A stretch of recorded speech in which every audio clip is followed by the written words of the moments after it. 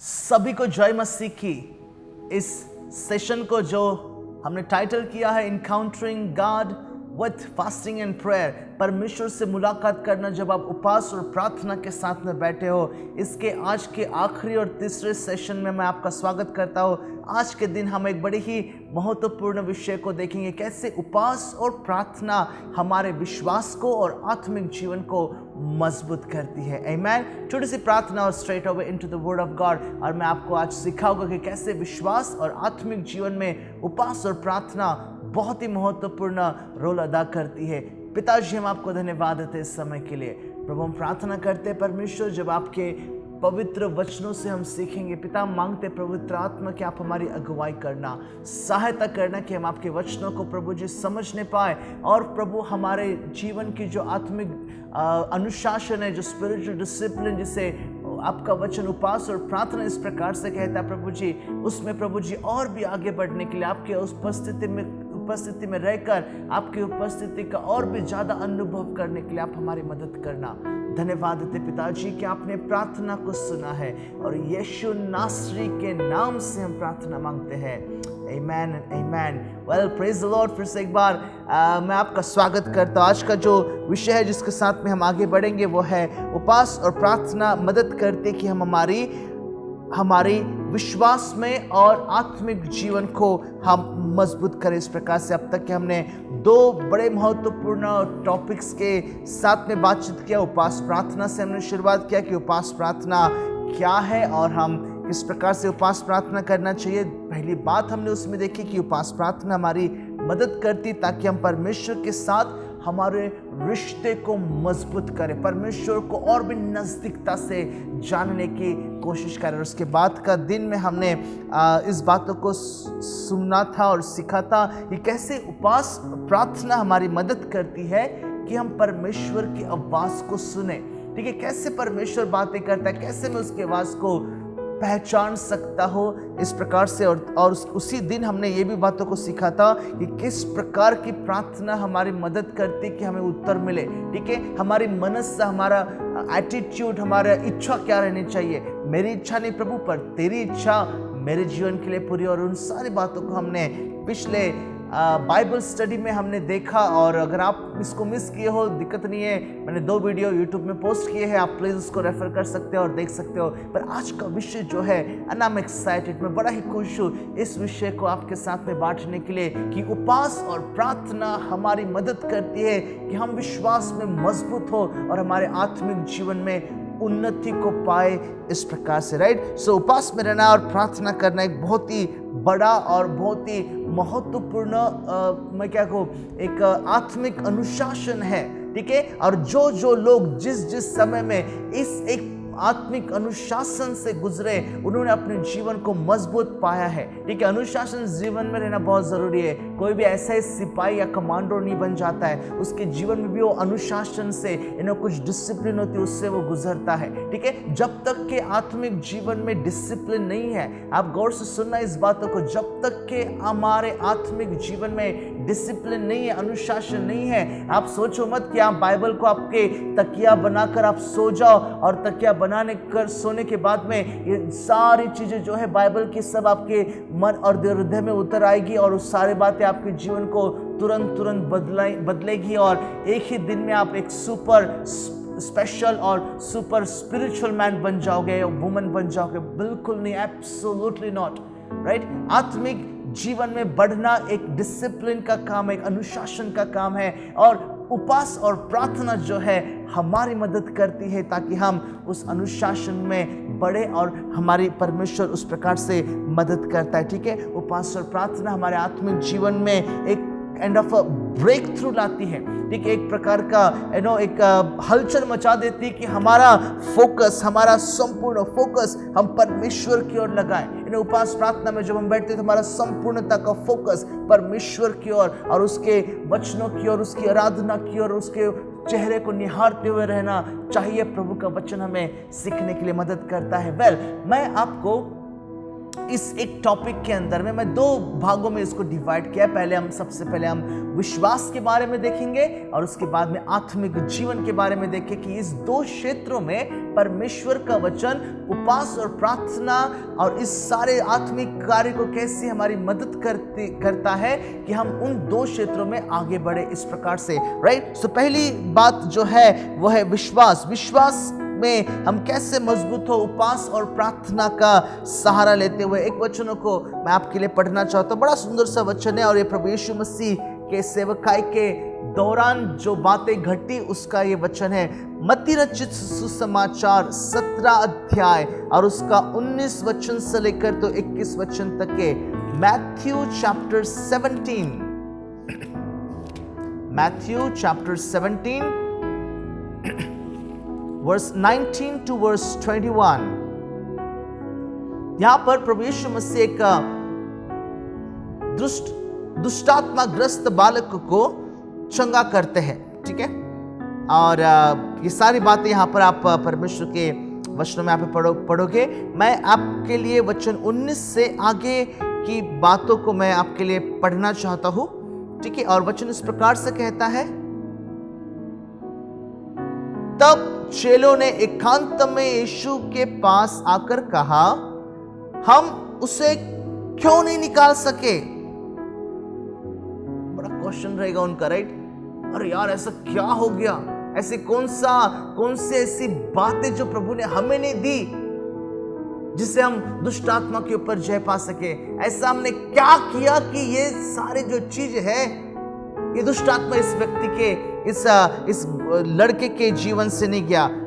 उसने उनसे कहा, अपने विश्वास की घटी के कारण, क्योंकि मैं तुमसे सच कहता हूं, यदि तुम्हारा विश्वास राई के दाने के बराबर भी हो तो इस पहाड़ से कह सकोगे, यहां से सरक कर वहां चला जा, तो वह चला जाएगा और कोई बात तुम्हारे लिए असंभव न होगी। परंतु यह जाति बिना प्रार्थना और उपवास के नहीं निकलती। यहाँ पर प्रभु यीशु मसीह का वचन यहाँ पर बताता है कि चेले एकांत में आकर प्रभु यीशु मसीह से पूछ रहे थे कि ये जो हम इससे क्यों नहीं निकाल सके। ये जो दुष्टात्मा ग्रस्त बालक के पिताजी ने इस बेटे को जो था, उसका जो बेटा बहुत समय से इस दुष्टात्मा के बंधनों में जकड़ा हुआ था, चेलों के पास में लेकर गए। अगर आप वचनों में पढ़ते हो तो प्रभु यीशु मसीह ने सारे चेलों को अधिकार दिया, ठीक है, अधिकार दिया दुष्ट आत्मा के ऊपर, अधिकार दिया सारे बीमारियों के ऊपर, ताकि वो उस प्रभु यीशु के नाम से उनके ऊपर हाथ रखे और वो चंगाई को पाए, और चंगाई की सामर्थ्य उनको दी थी, ठीक है। और उन्होंने कई सारे दुष्ट आत्मा को उसने भगा भी दिया था और वो बहुत खुश हो रहे थे कि वाह, दुष्ट आत्मा तो हमारे अभी वश में है, ठीक है। ये सारी बातें उनके पास में थी। पर जब बातें आती है इस एक लड़के जिसके अंदर में दुष्ट आत्मा था, जिस वचनों को आप मरकुस में 9 अध्याय उसके 14 से लेकर 19, Mark chapter 9 verse 14 to 29 and Luke chapter 9 verse 37 to 43 में भी पढ़ोगे। यहाँ पर ये व्यक्ति के अंदर से, इस लड़के के अंदर से प्रभु, वो जो चेले थे दुष्ट आत्मा को निकाल नहीं पा रहे थे, और उन्होंने सोचा ऐसा कुछ तो भी एक टेक्निक है जो प्रभु यीशु मसीह ने शायद से हमें नहीं दी। गुरु चेलों का जो रिश्ता होता है ना, अगर हमारे संस्कृति में देखें, गुरु चेलों का रिश्ता होता है, गुरु 100% बातों को अपने चेलों को नहीं सिखाता है, ठीक है। क्यों नहीं सिखाता? ताकि चेला उसकी जगह पर आकर ना बैठे, ठीक है। पर ये जो गुरु जिसकी मैं बात कर रहा हूं, जो प्रभु यीशु मसीह है, उसने ऐसी कुछ भी बातों को अपने चेलों से छुपा कर नहीं रखा। सब कुछ उन्हें ओपनली बता दे कि तुम ऐसा करो और ये इसका ये रिजल्ट निकलेगा। पर यहाँ पर इन चेलों का जो अविश्वास है, विश्वास में जब वो कमजोर पड़ गए, और उसके बाद में प्रभु यीशु मसीह कहते हैं आगे वचन में इस प्रकार से लिखा हुआ कि ऐसी जाति बिना प्रार्थना और उपवास के नहीं जाती। और प्रभु यीशु मसीह ने यहाँ पर लोगों को, उनके चेलों को एक सही प्रकार की उत्तर दिया, एक सही प्रकार का प्रकाशन दिया कि ऐसी जो जातियां हैं, इस प्रकार की जो दुष्ट आत्मा के जो बंधन से जकड़े हुए जो लोग होते हैं, परिवार होते हैं, ये यूं ही नहीं जाती, पर इसके लिए साधारण प्रार्थना, उपवास और के साथ में परमेश्वर के साथ में उपस्थिति में बैठकर, सामर्थ्य पाकर, उसके पास में जाकर विश्वास से मांगकर ये जाति निकल सकती है इस प्रकार से। और ऐसी कई सारी बातें आज हम हमारे भी जीवन में हम देखते हैं। बहुत से परिवार के अंदर में इस प्रकार के काइंड ऑफ स्ट्रॉन्ग होल्ड है। देखिए, पति प्रार्थना करता है, पत्नी प्रार्थना करती है, कभी दोनों का विश्वास कमजोर हो जाता है, कभी दोनों का विश्वास बहुत मजबूत होता है। और जब प्रार्थना करते हैं तो उनके अंदर में जो शांति की जरूरत है, ठीक है, जो एकता की जरूरत नहीं होती नहीं है, ठीक है। बहुत सी बार हमारे विश्वास में हम कमजोर पड़ जाते हैं। बहुत सी बार हम शैतान के लिए अपने हृदय का दरवाजा, हमारे परिवार के लिए हृदय का दरवाजा खोल देते हैं। शैतान के लिए हम हृदय का दरवाजा और परिवार का दरवाजा जब हम खोलते हैं, शैतान आकर अपना अधिकार हमारे जीवन के लिए चलाता है। छोटी सी प्रार्थना, हम सोचते हैं कि मैं प्रार्थना करूंगा और सब कुछ ठीक हो जाएगा, पर ऐसे कुछ स्ट्रॉन्ग होल्ड्स होते हैं, ऐसे कुछ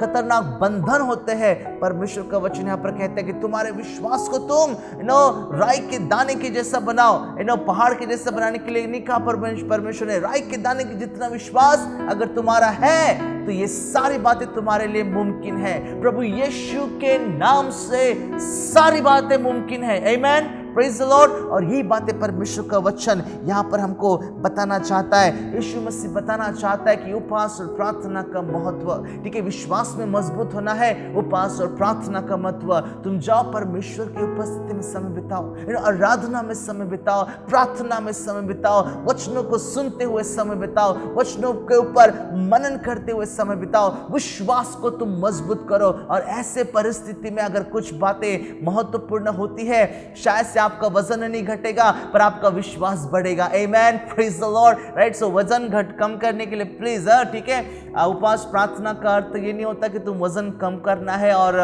इसलिए तुम चलो दोनों एक ही तीर में दो शिकार हो जाएंगे, तो आप बैठे हो वजन कम कर रहे हो और साथ में प्रार्थना कर रहे हो। नहीं, आपकी मनस, आप किस इच्छा से प्रार्थना कर रहे हो, ये बड़ी बात जरूरी होती है, ठीक है, राइट। मैं चंद वचनों को आपके साथ में, बड़ा ही महत्वपूर्ण वचन है जो मेरे बाइबल स्टडी के दौरान मुझे मिले हैं, मैं आपको बांटना चाहता। अरे ये बातों को मुझे बताओ कि जब हम प्रार्थना में बैठते हैं और हमारा विश्वास ही नहीं है तो हम क्या करके प्रार्थना कर रहे हैं, ठीक है। सोच इस बातों को, राइट। विश्वास के साथ में अगर हम बैठते हैं, ठीक है, विश्वास कब मजबूत होता है, जब हम प्रार्थना करते हैं और उपवास के साथ में प्रार्थना करते हैं, ठीक है। सो विश्वास जरूरी है, प्रार्थना के समय विश्वास जरूरी है कि हम जब परमेश्वर से उसकी इच्छा के अनुसार मांग रहे हैं तो वो हमें देने वाला परमेश्वर है। 3 वचन और उसके साथ हम आगे बढ़ेंगे। 2 थिस्सलुनीकियों और उसका पहला अध्याय, चैप्टर 1 एंड वर्स 3।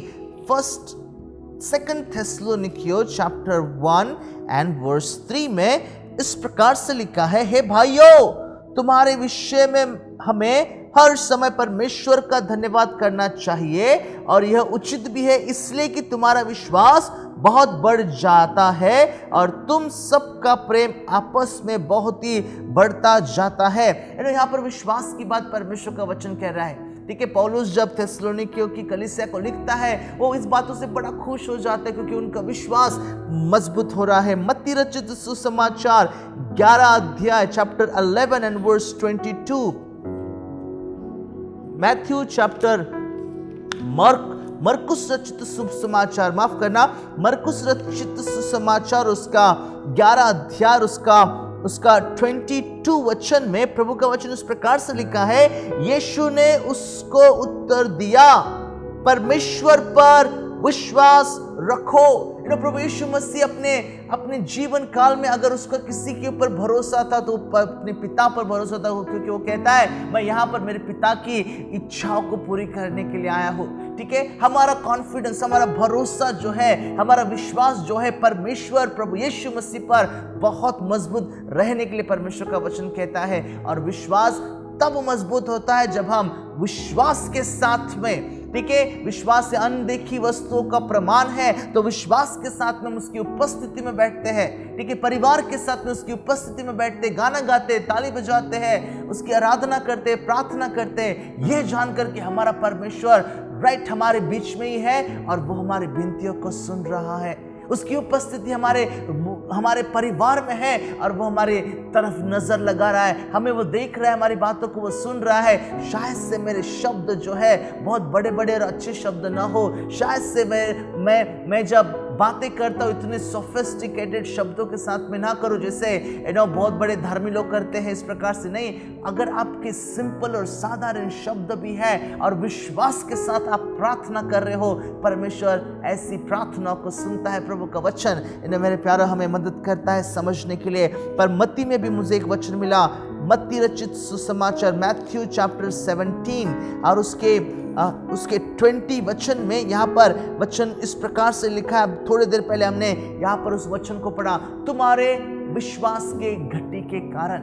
ठीक है, अगर विश्वास में मजबूत होना है तो उपवास और प्रार्थना जो है हमारी मदद करती है ताकि हम विश्वास में मजबूत हो। विश्वास में मजबूत होने के लिए वचन का सुनना विश्वास में मजबूत होता है, विश्वास में मजबूत होने के लिए मदद करता है। वचन कहता है क्योंकि विश्वास सुनने से और सुनना मसीह के वचन से होता है, प्रभु के वचनों में लिखा है। ठीक है, वचनों को कब आप सुनोगे? जब उसकी उपस्थिति में बैठोगे। कब आप उपस्थिति में बैठोगे? जब आप प्रार्थना में और विशेष तौर से उपवास और प्रार्थना में जब आप उसकी उपस्थिति में बैठते हो। इन्हें कोई गुंजाइश नहीं कि आपके विश्वास को कोई कमजोर करे। विश्वास बढ़ता है मेरे प्यारों, विश्वास एब्सोल्युटली इतना गहरा विश्वास होता है कि हम हमारी परेशानी परिस्थिति को छोड़कर वो परमेश्वर जिसने हमें बनाया उसकी आराधना और उसके गुण गाते हुए हम मगन हो जाते हैं, जानकर कि हमारा अगर परमेश्वर हमारे साथ में है तो हमारा विरोधी कौन है। आमेन, प्रेज द लॉर्ड। हे प्रभु की स्तुति और प्रभु की मैं महिमा करना चाहता हूँ। राइट, उपवास प्रार्थना की बात करें, मैं जब देखता हूँ मनुष्य का जीवन, हम सबका जीवन खाने के साथ में बड़ा गहराई से जुड़ा हुआ है। ठीक है, हम जो भी कुछ करते पेट के लिए करते। ठीक है, पेट का सवाल है। राइट, खाने के लिए हम कुछ भी कर सकते हैं। ठीक है, मैं चंद दिन पहले जब लॉकडाउन की परिस्थिति हुई थी और मैंने देखा कि न्यूज़ चैनल में मैंने देखा कि किस प्रकार से ट्रेन एक स्टेट से लेकर दूसरे स्टेट तक जाती है और ट्रेन में जब खाने को नहीं मिलता है, जब ट्रेन प्लेटफॉर्म पर रुकती है तो लोगों को जो मिलता है लोग दौड़ते और उसको स्नैच करते, खींच लेते ताकि उनका खुद का पेट बढ़े। बड़े स्वार्थी हम इस प्रकार से बन जाते हैं। ठीक है, हमें पेट के लिए, हमारे छोटे से पेट के लिए हम कुछ भी करने को तैयार हैं। ठीक है, याद है आपको अर्दन की वाटिका में भी वो एक फल था, दिखने के लिए मनोहर था, स्वाद के लिए भी टेस्टी रहेगा। राइट, प्रभु यीशु मसीह की जब परीक्षा हुई तो प्रभु यीशु मसीह की परीक्षा रोटी के द्वारा हुई है ना। पत्थर की रोटी बना पत्थर की रोटी। राइट, आप जानते हैं उस वचनों को। मैं उसमें और ज्यादा समय नहीं बिताऊं, मैं आगे जाना चाहता हूं और आगे में मैं आपको विश्वास में की बातों को मैंने आपको बताया कि विश्वास उपवास और प्रार्थना के द्वारा मजबूत होता है। प्लीज आप अपना समय उपवास प्रार्थना में बिताओ और फिर देखो कि प्रभु आपके विश्वास को कितना मजबूत करता है। अपने विश्वास को कमजोर ना होने दो। अगर आपको लगता है कि आप कमजोर शारीरिक रीति से हो रहे तो आप टॉनिक ले लेते हो, आप विटामिन की टैबलेट्स ले लेते हो। अगर आत्मिक जीवन में आप कमजोर हो रहे हो तो उपवास और प्रार्थना जरूरी है। शारीरिक में आप खाकर तंदुरुस्त होते हो और आत्मिकता में आप भूखे रहकर तंदुरुस्ती पाते हो। आमेन, प्रेज द लॉर्ड। याद रखना इस बातों को, बड़ा ही महत्वपूर्ण बात। मैंने नहीं सोचा इस बातों को बताओ, पर देन ये बातें मेरे विचार में आई और मैंने आपको बता दी। आगे बढ़ना चाहता हूं मैं। उपवास और प्रार्थना मदद करती है कि हम संपूर्णता से परमेश्वर के ऊपर हम संपूर्णता से परमेश्वर के ऊपर हमारे आत्मिक जरूरतों के लिए, आत्मिक उन्नति के लिए हम जो है निर्भर रहे इस प्रकार से। ठीक है, आत्मिक उन्नति के लिए हम संपूर्णता से निर्भर रहे इस प्रकार से प्रभु का वचन बताता है। ठीक है, पहली बात मैं आपको बताना चाहता हूं, आत्मिकता में बढ़ने के लिए और प्रभु पर मजबूत रहने के लिए उपवास और प्रार्थना हमारी मदद करती है। भजन संहिता 63 and verse 1, Psalms 63 and verse 1 में परमेश्वर का वचन इस प्रकार से लिखा हुआ है। मैं आपके लिए उस वचन को पढ़ना चाहता हूं। बड़ा ही सटीक और महत्वपूर्ण वचन है। 63 and verse 1 कहता है, हे परमेश्वर तू मेरा परमेश्वर है, मैं तुझे यत्न से ढूंढूंगा। सूखी और निर्जल ऊसर भूमि में मेरा मन तेरा प्यासा है, मेरा शरीर तेरा अति अभिलाषी है। राइट। ये वचन उस प्रकार की बातों को बताता है कि किस प्रकार से हिरनी पानी के प्रवाह के लिए पानी के लिए लपलपाती है। राइट, परमेश्वर के उपस्थिति में जब आप उपवास और प्रार्थना के साथ में बैठते हो, ये भूख और ये प्यास की परमेश्वर बातें करता है। आत्मिक जीवन में बढ़ना है मेरे प्यारो आपको, ठीक है, समय बिताना जरूरी है। यूं ही ऑटोमेटिकली रातों रात आप एक आत्मिक बड़े मनुष्य नहीं बन जाते हो। समय लगता है। वचन कहता है इस प्रकार से कि इनोक परमेश्वर के साथ साथ चला, ठीक है। एक ही दिन में सुपर स्पेशल वो आत्मिक मनुष्य नहीं बना। प्रतिदिन नूहा परमेश्वर के साथ, अब्राहम परमेश्वर के साथ साथ चला। एक ही दिन में उसका विश्वास मजबूत नहीं हुआ। प्रति समय प्रतिदिन जब हमें भूख और प्यास लगती है, आत्मिकता में बढ़ने की अभिलाषा हमको लगती है, परमेश्वर की उपस्थिति में जाने की, परमेश्वर का वचन कहता है परमेश्वर हमें तृप्त करता है और मदद करता है कि परमेश्वर के ऊपर हम संपूर्णता से हम उस परमेश्वर के ऊपर भरोसा रखें। जब आप उपवास और प्रार्थना के साथ में बैठते हो, ये फायदा होता है कि आप परमेश्वर से आपकी एक प्रकार की लगन लग जाती है, आत्मिक उन्नति होती है। और जब परमेश्वर आपके साथ होता है तो आपको किसी भी उत्तम भली वस्तु की घटी नहीं होती, और इसलिए आपका भरोसा, आप संपूर्णता से उसके ऊपर निर्भर रहते हो। प्रभु का वचन मदद करता है। राइट, दूसरी बात, उसी में आत्मिक जीवन को मजबूत करने के लिए जो बातों को मैं बता रहा हूं, उसमें दूसरी बात याद रखना, उपवास प्रार्थना मदद करती है कि हम पवित्र आत्मा के फलों को हमारे भीतर बढ़ने दें। ठीक है, उपवास और प्रार्थना, मैंने थोड़े समय पहले कहा था कि शरीर को मजबूती देनी है तो हमने अच्छा खाने की जरूरत है, एक्स्ट्रा विटामिन टैबलेट्स और सप्लीमेंट लेने की जरूरत है। पर अगर आत्मिकता में मजबूत बनने की जरूरत है तो शायद से आपको भूखा और प्यासा रहने की जरूरत है। पर हम क्या खाते हैं? परमेश्वर के वचनों को खाते हैं, परमेश्वर के वचनों का हम अध्ययन करते हैं, उसका मनन करते हैं। ठीक है, मैंने कई महीने पहले इससे एक इलस्ट्रेशन को सुना, मैं आपको बता दूं। उत्तर प्रदेश की बात है, जब कोई गाय जो होती है वो जब चारा खाती है तो जितना चारा हो सके सब कुछ खा लेती है, अपने पेट के अंदर गोले बना के डालती है, और जब वो बैठती है तो उस गोलों को निकालती है बाहर। और आप हर समय देखोगे गाय, बैल या उस प्रकार के जो जानवर होते हैं, आप उस प्रकार के जानवर को देखोगे, हर समय उनका मुंह कचर कचर कचर कचर चलते ही रहता है। उनके सामने कुछ खाना नहीं, फिर भी उनका मुंह कचर कचर इस प्रकार से चलते रहता है। राइट, आपने देखा होगा। और यही बात हमारे आत्मिक जीवन के लिए भी लागू होती है। हमने परमेश्वर के वचनों से अपने आत्मिक जीवन को फीड करना है, खिलाना है, तब हम मजबूत बनते हैं। राइट, आगे बढ़ना चाहता हूँ। उपवास और प्रार्थना हमारी मदद करती है कि परमेश्वर के फलों को हमारे भीतर हम बढ़ाए इस प्रकार से। ठीक है, मेरे हॉस्टल की बात मुझे याद है, जब मैं हॉस्टल में था नागपुर में, मैं जब हॉस्टल में मेरी पढ़ाई के लिए गया था, तो जब हमको खाने के लिए ऐसा नहीं कि हमारे पास में खाना बन के आता था, नहीं, हमको प्लेट लेके लाइन में लगना पड़ता था। 100-150 लड़के लोग लाइन में खड़े रहते थे। अगर आपको अच्छे चिकन के टुकड़े चाहिए या अच्छा सब्जी अगर आपको चाहिए, खाना अच्छा चाहिए, जला खाना नहीं चाहिए, तो आपको दौड़ के सबसे पहले लाइन में लगने की जरूरत होती थी। और जो लास्ट में आता था उसको बचा कुचा मिलता था।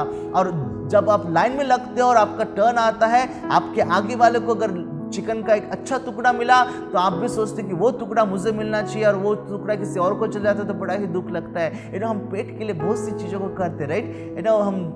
आप इस उदाहरण को समझ रहे हो, ठीक है। पर परमेश्वर का वचन कहता है जब हम उपवास और प्रार्थना में समय बिताते हैं तो परमेश्वर के जो आत्मिक फल है, पवित्र आत्मा के द्वारा जो आत्मिक फलों को प्रभु का वचन बताता है, उसको हम हमारे जीवन में डेवलप करते हैं। ठीक है, मैं विटामिन की बात कर रहा हूं। ये जो परमेश्वर के आत्मा के फल है, ये विटामिन आपके आत्मिक जीवन के लिए। आमेन, प्रेज द लॉर्ड। सो अगर विटामिन की कमी आपको नजर आ रही है तो प्लीज ये पूरे इस फलों को जो परमेश्वर का वचन बताता है आप प्लीज ले सकते हो। Efficiency chapter 5 and verse 22 to 23, ये बड़ा फैमिलियर वचन है आप लोगों के लिए, फिर भी मैं आपके लिए इस वचनों को पढ़ना चाहूँगा। आत्मा के फलों के बारे में परमेश्वर का वचन यहाँ पर इस प्रकार से लिखा है इस प्रकार से, पर आत्मा का फल तो प्रेम, आनंद, मेल, धीरज, कृपा, विश्वास, भलाई, नम्रता और संयम है। आमेन, प्रेज द लॉर्ड। और ये हमारे लिए आत्मिक विटामिन है, ठीक है। ABCD कितने विटामिन है, पर इससे बढ़कर परमेश्वर का वचन हमारे आत्मिक जीवन के विटामिन को बताता है कि हमने इस फलों को हमारे जीवन में बढ़ाने की जरूरत है, और ये हमारे आत्मिक जीवन को मजबूत करते हैं। क्या आपका जीवन, आत्मिक जीवन की मैं बात कर रहा हूं, कुपोषित है, अननरिश्ड है, या उसका आप अच्छे से ख्याल नहीं रख रहे हो, बीमार लग रहे हो क्या आत्मिक जीवन में? आत्मिक जीवन में ये फलों को आपके जीवन के द्वारा कोई देख नहीं रहा है क्या? अगर नहीं देख रहा है तो शायद से आप आत्मिकता में कमजोर और कमजोर पड़ रहे हो। उपवास और प्रार्थना, परमेश्वर का वचन कहता है कि हमें आत्मिक फलों में और भी आगे बढ़ने के लिए मदद करता है, ठीक है। तीसरी बात, उसी बातों में उपवास प्रार्थना मदद करती कि हम ज्यादा से ज्यादा आत्मिकता में और पवित्र आत्मा के चलाए चले, ठीक है। इसी भाग में गलतियों की किताब के 5वें अध्याय के 16 वचन में मुझे ये बात यहाँ पर पता चली, और यहाँ पर वचन इस प्रकार से लिखा हुआ है, पर मैं कहता हूँ आत्मा के अनुसार चलो तो तुम शरीर की लालसा किसी रीति से पूरी न करोगे, ठीक है। हमें परमेश्वर का वचन मदद करता है, ठीक है। उपवास और प्रार्थना के साथ में बैठने का एक उद्देश्य हमारा होना चाहिए कि प्रभु मैं समय तेरे उपस्थिति में बिताना चाहता हूँ। प्रभु मैं अपने आत्मिक जीवन में कमजोरी की ओर जाते हुए अपने आप को देखता हूँ। मैं देखता हूँ कि मैं शरीर के अनुसार चल रहा हूँ, ठीक है। जब आप शरीर के अनुसार चलते ना तो आपको प्रार्थना करने की इच्छा नहीं होती है। मैंने कई सारे हमारे दोस्तों को या कलीसिया के भाई बहनों को, परिवार को ये बातों को कहते हुए सुना। जब मैं उनको पूछता हूँ कि भाई आपका आत्मिक जीवन कैसा चल रहा है, हमें प्रार्थना करने की इच्छा नहीं होती पास्टर, हमें वचन पढ़ने की इच्छा नहीं होती है। प्रभु की उपस्थिति में हम ज्यादा से ज्यादा मैक्सिमम 7 से 10 मिनट तक ही बैठ सकते हैं, उससे ज्यादा बैठकर होता ही नहीं हमको। मोबाइल के सामने रहो, कितना समय बैठ सकते हो? टीवी के सामने, देखिए उठाने के लिए आपको बताना पड़ता है कि उठो भाई, टीवी बंद करो, उठो, मोबाइल को रख दो। पर प्रभु की उपस्थिति में की जब बात आती है, ठीक है, हमारा मन, हमारा ध्यान, हमारा शरीर बिल्कुल साथ नहीं देता कि हम आत्मिकता में बढ़े। और इसलिए परमेश्वर का वचन कहता है, उपवास और प्रार्थना एक बहुत सुंदर सा तरीका, प्रभु का वचन एक आत्मिक डिसिप्लिन बताता है कि हम जब उपवास और प्रार्थना में रहते हैं, परमेश्वर का वचन बताता है कि हम शरीर के अनुसार नहीं पर आत्मिक रीति के अनुसार हम चलते हैं, और उस बातों में परमेश्वर हमारी मदद करता है, ठीक है। आत्मिक जीवन में बढ़ने के लिए, ठीक है, चौथी बात में बताना चाहता हूं, आत्मिक जीवन में बढ़ने के लिए हमें हर बातों के लिए परमेश्वर को सबसे पहले प्राधान्य देते हुए परमेश्वर को धन्यवाद देना चाहिए, ठीक है। परमेश्वर को धन्यवाद देना चाहिए। लेट मी क्विकली रिपीट, मैं आत्मिक जीवन के बारे में मैंने क्या क्या बात किया। मैंने कहा कि आत्मिक जीवन में बढ़ना है तो उपवास प्रार्थना करो, ताकि आपके आत्मिक जीवन में आप हर समय परमेश्वर पर निर्भर रहो। पहली बात मैंने आपको बताई। उसके बाद में मैंने आपको बताई उपवास और प्रार्थना हमारे आत्मिक जीवन में बढ़ने के लिए मदद करता है जब हम पवित्र आत्मा के फलों से अपने आप को नरिश करते हैं, अपने आप को हम मजबूत करते हैं। आमीन। तीसरी बात मैंने आपको बताई कि उपवास प्रार्थना हमारे आत्मिक जीवन में मदद करती है कि हम शरीर के अनुसार नहीं पर आत्मा के चलाए चले, ठीक है। आत्मा के चलाए चले। शरीर के काम तो कई सारे हैं, ठीक है। आप पेट भरो, अगर आपका पेट भूखा है तो आप आगे वाले को, ठीक है, अगर आप किसी होटल में चले गए और होटल में आपके प्लेट के अंदर में किसी का कुछ कचरा वहां पर आपको दिखता है ना, गुस्सा नहीं आता आप लोगों को? इस प्रकार से हमारे अंदर के स्वभाव तुरंत बाहर निकल आते जब खाने की बात हो जाती है तब, ठीक है। आत्मिकता में बढ़ने के लिए परमेश्वर का वचन कहता है grow in your spiritual life. और चौथी बात मैं आपको बताना चाहता हूँ, उपवास प्रार्थना हमारी मदद करती कि हम परमेश्वर को सबसे पहली प्रायोरिटी, प्राथमिकता हमारे जीवन के लिए दे। योएल की किताब और उसका दूसरा अध्याय, उसका 12 वचन में बड़ा एक सटीक बात परमेश्वर का वचन बताता है। मैं आपके लिए असाइनमेंट प्रॉब्ली एक गृह कार्य में आपको देना चाहता हूँ। प्लीज आप जब आप आज के दिन उपवास और प्रार्थना में हो और बैठे हो, या आने वाले दिनों में उपवास और प्रार्थना में बैठोगे, योएल की किताब को जरूर पढ़ना। बहुत गहरी बातें इसमें लिखी हुई है। 2 अध्याय उसका 12 वचन में परमेश्वर का वचन इस रीति से लिखा हुआ है, तो भी यहोवा की यह वाणी है, अभी भी सुनो, उपवास के साथ रोते पीटते अपने पूरे मन से फिर कर मेरे पास में आओ। अपने वस्त्र नहीं, अपने मन ही को फाड़ो, अपने परमेश्वर यहोवा की ओर फिरो, क्योंकि वह अनुग्रहकारी, दयालु, विलंब से क्रोध करने वाला, करुणा निधान और दुख देकर पछताने हारा है। और परमेश्वर का वचन बड़ा सुंदर रीति से लिखा है। उपवास के साथ में हमें उसके उपस्थिति में जाने के लिए प्रवृत्त करता है परमेश्वर का वचन। आमीन, हालेलुया। आत्मिकता में बढ़ना ये हमारे जीवन का सबसे पहली प्रायोरिटी रहना चाहिए। हम हमारे जीवन को बड़े ही छोटे छोटे बातों में उलझा लेते हैं। उसने ये कहा, उसने इस प्रकार से कहा, उसने मुझे इस रीति से देखा, उसने मुझे देखा ही नहीं, उसने मुझसे बात ही नहीं किया। बात करो तो तकलीफ, बात नहीं करो तो भी तकलीफ है। देखो तो तकलीफ, ना देखो तो भी तकलीफ है। हम छोटे छोटे बातों में अपने आप को इतना उलझा लेते हैं कि हम संसार में इतने चिपक जाते, संसार की बातों से चिपक जाते, संसार की बातों से। हमें उसमें से निकलने की जरूरत है। ठीक है, जिंदगी बहुत छोटी है, बहुत बहुत छोटी है, और इस छोटी सी जिंदगी में कितनी महत्वपूर्ण बात रहेगी कि हम हमारे समय का इस्तेमाल हमारे आत्मिक जीवन के उन्नति के लिए करें। नहीं, अब जब मेरे पास समय रहेगा तो मैं बाइबल पढ़ूंगा, प्रार्थना करूंगा, वो समय चले गया। आज का दिन उद्धार का दिन है। क्या होगा अगर आज हमारा जीवन का आखिरी दिन है? तो राइट, सोचने की बात है। पर 5 बातों को मैं बताकर यहाँ पर मैं खत्म करना चाहूंगा। उपवास के साथ की गई प्रार्थना में सामर्थ्य रहता है। आत्मिक जीवन में बढ़ना है तो उपवास और प्रार्थना जब आप करते हो, और तब प्रार्थना आप परमेश्वर की उपस्थिति में आपकी विनती को धन्यवाद के साथ प्रस्तुत करते, तो उस प्रार्थना में सामर्थ्य रहता है। प्रभु का वचन मदद करता है सारी बातों को समझने के लिए। मैं आपका ध्यान फिर से एक बार उस विश्वास के उदाहरण जो मैंने आपको बताया कि किस प्रकार से चेलों ने जो दुष्टात्मा उस लड़के से निकाल नहीं पाए और पूछते कि हम क्यों नहीं कर पाए, उस उदाहरण के पास ले जाना चाहता हूं, जो आप मरकुस रचित सुसमाचार के 9 अध्याय और उसके 28 और 29 वचन में आप यहाँ पर पाओगे। मरकुस रचित सुसमाचार और उसका 9 अध्याय 28 और 29।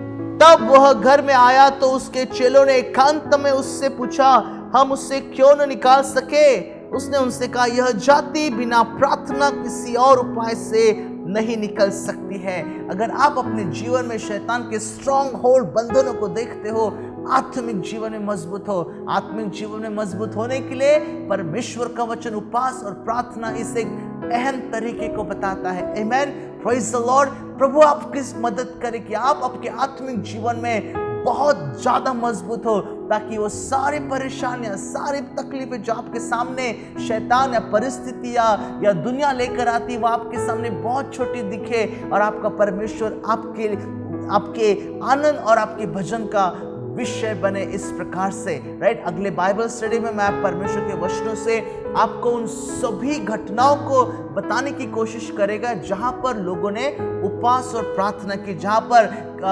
एकत्रित आकर लोगों ने उपवास और प्रार्थना की, और उनके उपवास और प्रार्थना में एकत्रित आने से परमेश्वर ने कितने अद्भुत कार्य को किया। उन सारे बातों की जानकारी मैं आपको अगले बाइबल स्टडी में दूंगा, और मैं विश्वास करता हूँ सारी बाइबल स्टडी जो है उपवास और प्रार्थना के ऊपर, encountering God with fasting and prayer, आप सबके लिए एक आशीष का कारण ठहरेगी। Let us look to the Lord in prayer. प्रार्थना करेंगे। परमेश्वर को धन्यवाद पिताजी, धन्यवाद देते इस समय के लिए। प्रभु हम प्रार्थना करते हैं आप हमारी मदद करना, ताकि प्रभु जी आपके वचनों से और भी गहराई की बातों को हम सीखने पाए। प्रभु आज के दिन हमने उपवास और प्रार्थना के महत्व को समझा, जो हमें हमारे विश्वास में और आत्मिक जीवन को मजबूत करने के लिए मदद करता है। प्रभु यही बातें हमारे अंदर में हम कमी को पाते परमेश्वर, प्रभु इस कमी को दूर करना, ताकि हम प्रभु हमारे विश्वास में और आत्मिक जीवन में और भी मजबूत हो। प्रभु हमारे मदद करना कि हमें आपकी उपस्थिति में आकर उपवास और प्रार्थना में जीवन जीने के लिए प्रभु जी इच्छा रहे। हम आपको धन्यवाद देते प्रभु जी, हमारे शरीर के ऊपर हम हमारे आत्मिक जीवन को रखते हैं और हमें आत्मिकता में बढ़ने के लिए मदद करना। धन्यवाद देते पिताजी कि आपने हमारी प्रार्थना को सुना है और यीशु नासरी के नाम से हम प्रार्थना मांगते हैं। Amen and amen. हे गॉड ब्लेस यू और प्रभु आप सबको आशीष करे। Thank you for listening to me और परमेश्वर की शांति आपके साथ में बनी रहे। Thanks a Lord.